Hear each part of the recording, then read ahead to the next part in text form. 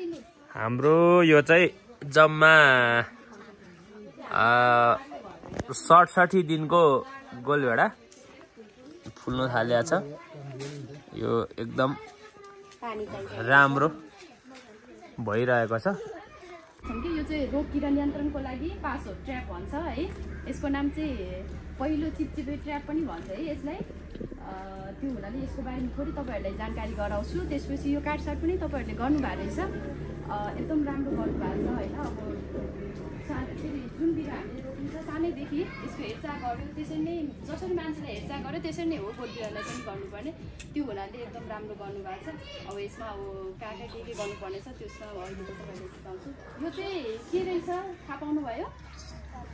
के हो यसको नाम? यसले के गर्छ? खेती गर्छौँ, अनेक फलफुल होइन, जस्तो अरू अन्य फलफुलहरू पनि खेती गर्छौँ। तरकारी मात्र नभएर अन्य बारीमा पनि हामीले यो प्रयोग गर्न सकियो। त्यो हुनाले यो चाहिँ हाम्रो पहिलो ट्र्याप भन्छ है।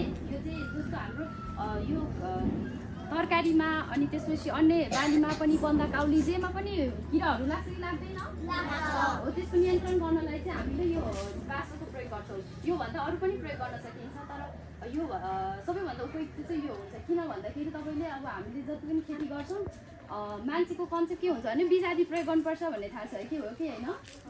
विषादी भनेको चाहिँ जस्तो हामीले किरा मार्नलाई प्रयोग गर्छौँ नि, त्यसको सट्टामा चाहिँ यो प्रयोग गऱ्यो भने यो चाहिँ एकदम राम्रो छ। वातावरणको हिसाबले पनि यसमा विषादी हुँदैन होइन। यसमा चाहिँ एक प्रकारको गम हुन्छ, यसलाई चाहिँ हामी प्रयोग गर्छौँ है। आज यसको लागि चाहिँ डोरी पनि तयारी गर्नु पऱ्यो है त मिस।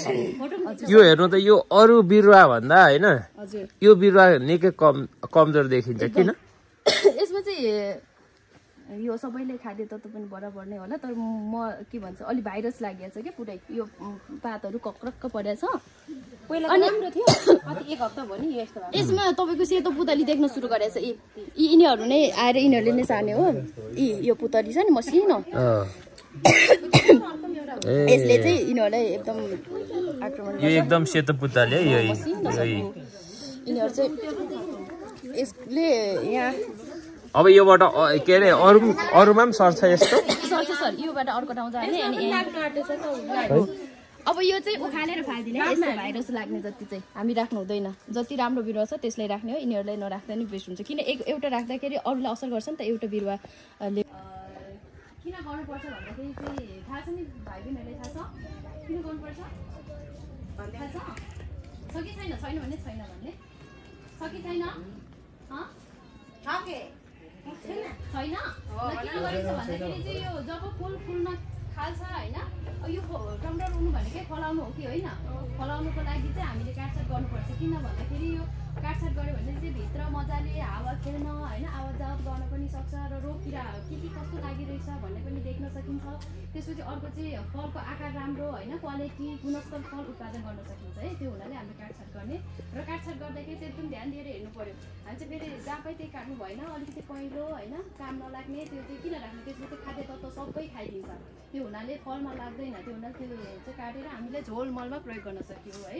यसलाई हामीले दुईवटा काम गर्न सक्यौँ। जस्तो त्यो यसलाई मल बनाएर त्यसमा चाहिँ पछि यो बन्दामा लाग्ने पुतलीहरूलाई नियन्त्रण गर्न सक्यौँ। झोल मलमा चाहिँ के लाउनु पर्यो भन्दाखेरि तपाईँको जति पनि कुहिने हाम्रो वनस्पति छ नि हाम्रो गाउँघरमा पाइने तितेपाती, टर्रो, अमिलो, टिमुरको पातदेखि लिएर सबै तिनीहरू, अनि यो हाम्रो गोबर, अनि त्यसपछि गाईको वस्तु होइन, इकोसन गाईको गहुँत त थाहा छ नि, तिनीहरू सङ्कलन गर्ने। मान्छेको पिसाब पनि एकदम राम्रो हुन्छ, त्यो पनि प्रयोग गर्न सक्यो भने झोल मलको लागि एकदम राम्रो हुन्छ। त्यो त्यसमा जम्मा गरेर कुहाइदिने है।